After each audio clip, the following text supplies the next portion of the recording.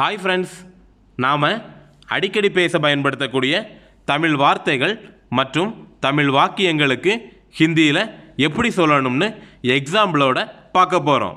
So இந்த video Hindi பேச ஆசைப்படுற பிகினர்ஸுக்கு ரொம்பவே பயனுள்ளதாக இருக்கும். நாம் போடுற வீடியோஸ் எல்லாம் உங்களுக்கு பயனுள்ளதாக இருக்குது அப்படின்னு நீங்கள் ஃபீல் பண்ணிங்கன்னா நம்ம வீடியோவை லைக் பண்ணிக்கோங்க. அதே மாதிரி நம்மளோட வீடியோவை நீங்கள் தொடர்ந்து பார்க்கணுன்னு ஆசைப்பட்டீங்கன்னா நம்ம சேனலை சப்ஸ்கிரைப் பண்ணிவிட்டு பக்கத்தில் இருக்கிற பெல் ஐக்கானை டேப் பண்ணி ஆல்னு கொடுத்துக்கோங்க. ஃபஸ்ட்டாக நாம் எக்ஸாம்பிள்ஸோட பார்க்க போகிற 4 தமிழ் வார்த்தைகள் கனவு, உறக்கம், கண்ணீர், வியர்வை.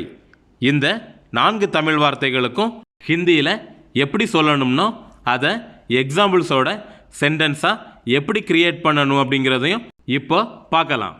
ஃபஸ்ட்டாக நாம் பார்க்க போகிற வார்த்தை கனவு. இங்கிலீஷில் ட்ரீம் அப்படின்னு சொல்லுவோம், பார்த்துருக்கீங்களா? இதுக்கு ஹிந்தியில் எப்படி சொல்லுவாங்கன்னா சப்னா. சப்னா. இதுக்கு ஒரு எக்ஸாம்பிள் பார்க்கணுன்னா, நான் நேற்று ஒரு கனவு கண்டேன். நான் நேற்றைக்கு ஒரு கனவு கண்டேன் அப்படின்னு சொல்லுவாங்க, பார்த்துருக்கீங்களா? இதுக்கு ஹிந்தியில் எப்படி சொல்லணும்னா மே கல் ஏக் சப்னா தேக்கா. மே கல் ஏக் சப்னா தேக்கா அப்படின்னு சொல்லணும். மே அப்படின்னா நான், உங்களுக்கு எல்லாருக்குமே தெரியும் அது. கல், கல் அப்படின்னா நேத்தைக்கு அப்படின்னு அர்த்தம். ஏக்னா ஒரு, சப்னா, சப்னானா கனவு. அதுதான் இப்போ படிச்சுட்டு இருக்கிறோம். தேக்கா அப்படின்னா கண்டேன் அல்லது பார்த்தேன் அப்படின்னு மீனிங்கில் வரும். ஸோ நான் நேத்தைக்கு ஒரு கனவு கண்டேன் அப்படின்னு சொல்லணும்னா மே கல் ஏக் சப்னா தேக்கா அப்படின்னு சொல்லணும். ரெண்டாவதாக படிக்க போகிறது உறக்கம். உறக்கத்துக்கு ஹிந்தியில் எப்படி சொல்லுவாங்கன்னா நீந்த். நீந்த். ஒரு எக்ஸாம்பிள் பார்க்கணுன்னா, நேற்று இரவில் உறக்கம் வரவில்லை.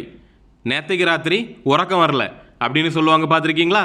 இதுக்கு ஹிந்தியில் எப்படி சொல்லணும்னா கல் ராத்கோ நீந்த் நகி ஆயா. கல் ராத்கோ நீந்த் நகி ஆயா. கல் அப்படின்னா நேற்றைக்குன்னு நம்ம பார்த்தோம். ராத்கோ அப்படின்னா ராத்திரி அல்லது இரவில் அப்படின்னு சொல்லலாம். நீந்து, நீந்துனா உறக்கணும் தான் நம்ம பார்த்துட்டு இருக்கிறோம். நகியாயா அப்படின்னா வரவில்லை. ஸோ நேற்று ராத்திரி உறக்கம் வரல அப்படின்னு சொல்கிறதுக்கு ஹிந்தியில் எப்படி சொல்லுவீங்க? கல் ராத்கோ நீந்த் நகி ஆயா அப்படின்னு சொல்லணும். மூன்றாவதாக நாம் படிக்க போகிற தமிழ் வார்த்தை கண்ணீர். கண்ணீர் அப்படின்னு சொல்கிறதுக்கு ஹிந்தியில் ஆசு. ஆசு. இதுக்கு ஒரு எக்ஸாம்பிள் என்ன பார்க்கலான்னா, கண்ணீரை துடை. அதாவது நமக்கு கண்ணீர் வரும்போது யாராவது அதை தொட அப்படின்னு சொல்லுவாங்கள்ல, அந்த கண்ணீரை துடை. இதுக்கு ஹிந்தியில் எப்படி சொல்லணும்னா ஆசு போஞ்சோ. ஆசு போஞ்சோ. ஆசு அப்படின்னா கண்ணீர் அப்படின்னு பார்த்துட்ருக்கோம். போஞ்சோ, போஞ்சோ அப்படின்னா துடை.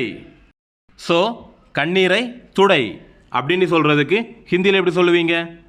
ஆசு போஞ்சோ. ஆன்சு போஞ்சோ அப்படின்னு சொல்லணும்.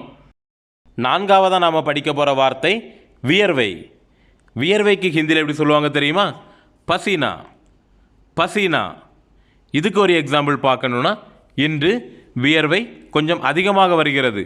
அதாவது இன்னைக்கு விசர்ப்பு கொஞ்சம் அதிகமாக இருக்குது அப்படின்னு சொல்லுவாங்க, பார்த்துருக்கீங்களா? இதுக்கு ஹிந்தியில் எப்படி சொல்லணும்னா ஆஜ் பசீனா தோடா ஜாதா ஆரகாக. ஆஜ் பசீனா தோடா ஜாதா ஆரகாக அப்படின்னு சொல்லணும். ஆஜ் அப்படின்னா இன்னைக்குன்னு அர்த்தம். பசீனா, பசீனாவை தான் இப்போ பார்த்துட்ருக்குறோம் நாம், வியர்வை. கொஞ்சம், கொஞ்சம் அப்படின்னு சொல்கிறதுக்கு ஹிந்தியில் எப்படி சொல்லுவாங்கன்னா தோடா. தோடா. அதிகமாக, அதிகமாகன்னு சொல்கிறதுக்கு ஜாதா. ஜாதா. கொஞ்சத்துக்கு தோடா, அதிகத்துக்கு ஜாதா. வருகிறது அப்படின்னா ஆ ரகாக. ஆ ரகாக. ஸோ இன்று வியர்வை கொஞ்சம் அதிகமாக வருகிறது அப்படின்னு நமக்கு யாருக்கிட்டே சொல்லணும்னா ஆஜ் பசீனா தோடா ஜாதா ஆரகாக அப்படின்னு சொல்லிக்கணும். நெக்ஸ்ட் நாம் படிக்க போகிற 4 வார்த்தைகளை ஸ்க்ரீனில் பாருங்கள். கிளி, ஒட்டு, வெட்டு, தைக்கிறது. இந்த 4 தமிழ் வார்த்தைகளுக்கும் ஹிந்தியில் எப்படிலாம் சென்டென்ஸாக கிரியேட் பண்ணலான்னு பார்க்கலாம். கிளி. கிளி அப்படின்னு சொல்கிறதுக்கு ஹிந்தியில் ஃபாட் தோ. ஃபாட் தோ. இதுக்கு ஒரு எக்ஸாம்பிள் பார்க்கணுன்னா காகிதத்தை கிளி, அதாவது பேப்பரை கிளி அப்படின்னு சொல்லுவோம் தெரியுமா? இதுக்கு ஹிந்தியில் எப்படி சொல்லுவாங்கன்னா காகஜ்கோ ஃபாட் தோ. காகஜ்கோ ஃபாட் தோ. காகஜ், காகஜ் அப்படின்னா பேப்பர் அப்படின்னு அர்த்தம். கிழிக்கிறதுக்கு ஹிந்தியில் ஃபாட் தோ. ஸோ காகிதத்தை கிளி அல்லது பேப்பரை கிளி அப்படின்னு நமக்கு யாருக்கிட்டே சொல்லணும்னா காகஜ்கோ ஃபாட் தோ அப்படின்னு சொல்லலாம். அடுத்ததாக நம்ம படிக்க போகிறது ஒட்டு. ஒட்டு அப்படின்னு சொல்கிறதுக்கு ஹிந்தியில் சிப்கா தோ. சிப்கா தோ. இப்போ கிழிச்சோம் தெரியுமா ஒரு பேப்பரை, அதே பேப்பரை ஒட்டு, அதாவது பேப்பரை ஒட்டு அப்படின்னு சொல்கிறதுக்கு ஹிந்தியில் காகஜ்கோ சிப்கா தோ. காகஜ்கோ சிப்கா தோ அப்படின்னு சொல்லணும். காகஜ் அப்படின்னா பேப்பர்னு ஆல்ரெடி நாம் பார்த்தோம். சிப்கா தோ அப்படின்னா ஒட்டு. ஸோ ரெண்டையும் சேர்க்கும்போது காகிதத்தை ஒட்டு, அதுக்கு ஹிந்திலையும் ரெண்டையும் சேர்க்கணும். ஸோ காகஜ்கோ சிப்கா தோ அப்படின்னு சொல்லணும். அடுத்ததா வெட்டு. வெட்டுறதுக்கு ஹிந்தியில் எப்படி சொல்லுவாங்கன்னா காட் தோ. காட் தோ. இதுக்கு ஒரு எக்ஸாம்பிள் பார்க்கணுன்னா காய்கறி வெட்டு. காய்கறியை வெட்டு அப்படின்னு சொல்லுவோம் பார்த்துருக்கீங்களா? இதுக்கு ஹிந்தியில் எப்படி சொல்லணும்னா சப்ஜி காட் தோ. சப்ஜி காட் தோ. சப்ஜி அப்படின்னா காய்கறிகள், காட் தோ. காட் தோ அப்படின்னா வெட்டு அப்படின்னு அர்த்தம். ஸோ காய்கறி வெட்டு. காய்கறி வெட்டு அப்படின்னு சொல்கிறதுக்கு ஹிந்தியில் எப்படி சொல்லுவீங்க? சப்ஜி காட் தோ. நெக்ஸ்ட் நாம் பார்க்க போகிறது தைத்தல், அதாவது தைக்கிறது இருக்குல்ல, அதுக்கு ஹிந்தியில் எப்படி சொல்லுவாங்கன்னா சிலாய் கரோ. சிலாய் கரோ. இதுக்கு ஒரு எக்ஸாம்பிளாக துணியை தை. துணியை தை அப்படின்னு சொல்லுவாங்க பார்த்துருக்கீங்களா? அதுக்கு ஹிந்தியில் எப்படி சொல்லணும்னா கப்படேக்கோ சிலாய் கரோ. கப்படேக்கோ சிலாய் கரோ. கப்படே அப்படின்னா துணி, சிலாய் கரோனா தை. ஸோ துணியை தை அப்படின்னு நமக்கு யாருக்கிட்டே சொல்லணும்னா கப்படேக்கோ சிலாய் கரோ அப்படின்னு சொல்லிக்கலாம். அடுத்ததாக நம்ம படிக்க போகிறது 3 தமிழ் வாக்கியங்கள். அது என்னன்னு பாருங்க. சத்தம் போடாதே, என்னை மிரட்டாதே, தொந்தரவு செய்யாதே. இந்த 3 தமிழ் வாக்கியங்களுக்கும் ஹிந்தியில் எப்படி சொல்லணும்னு பார்க்கலாம். ஃபஸ்ட்டு பார்க்க போகிறது சத்தம் போடாதே. சத்தம் போடாதே. இதுக்கு ஹிந்தியில் எப்படி சொல்லுவாங்கன்னா ஆவாஸ் மத் கரோ. ஆவாஸ் மத் கரோ. சத்தம், அதாவது சவுண்டு அப்படின்னு சொல்லுவோம் தெரியுமா? அதுக்கு ஹிந்தியில் ஆவாஸ் அப்படின்னு சொல்லுவாங்க. போடாதே அப்படின்னு சொல்கிறதுக்கு மத் கரோ. மத் கரோ. ஸோ சத்தம் போடாதே அப்படின்னு சொல்லணும்னா ஆவாஸ் மத் கரோ அப்படின்னு சொல்லணும்.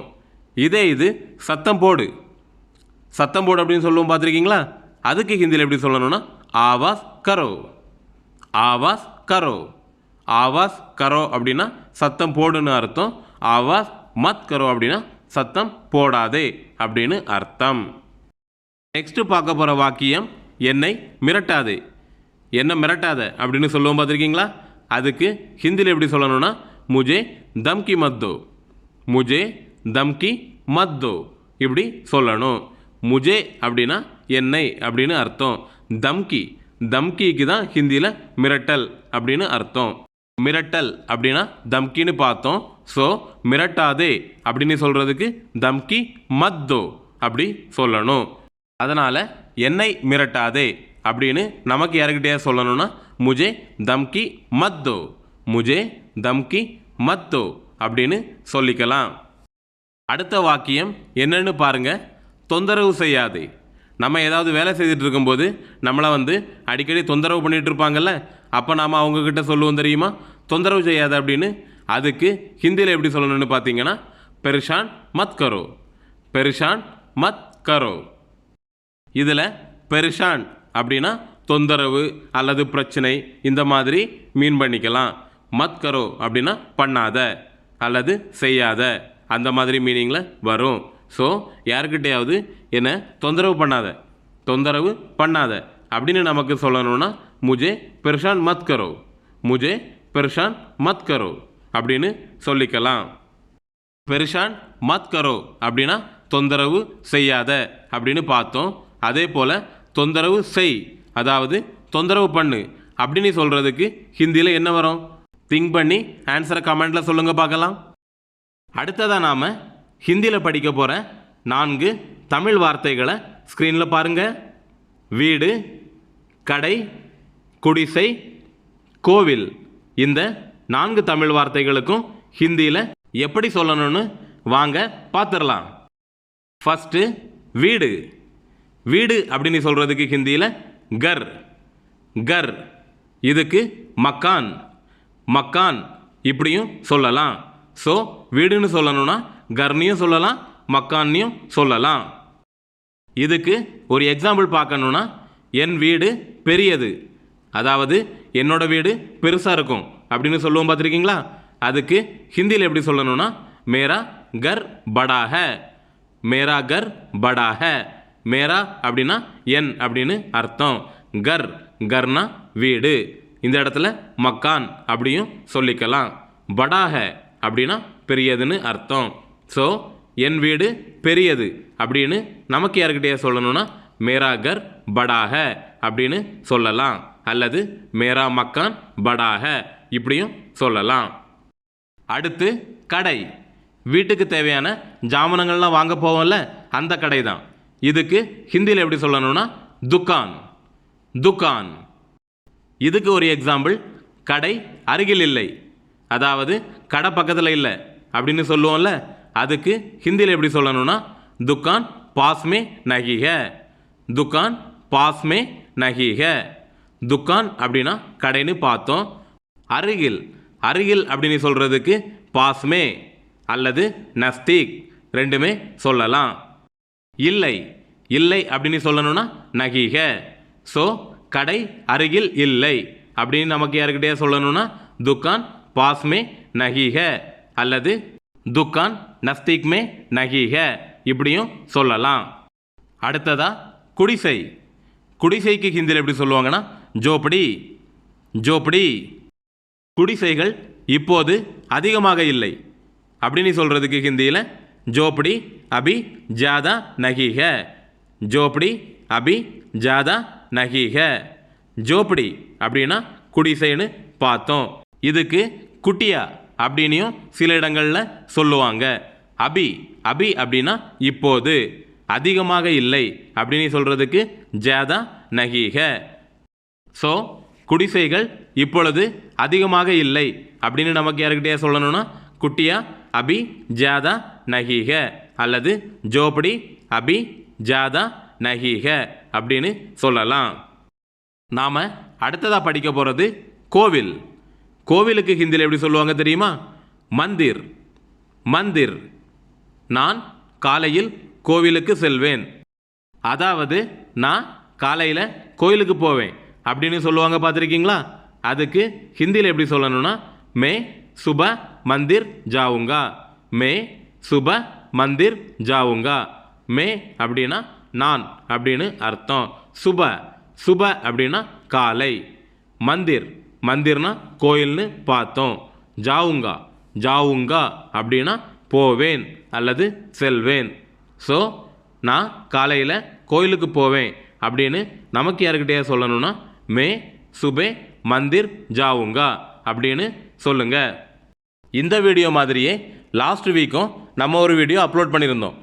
அந்த வீடியோலையும் இந்த மாதிரியே நிறைய ஹிந்தி வார்த்தைகளை பார்த்து அதுக்கு எப்படி சென்டென்ஸாக க்ரியேட் பண்ணணும்னு எடுத்துக்காட்டோட பார்த்துருந்தோம்.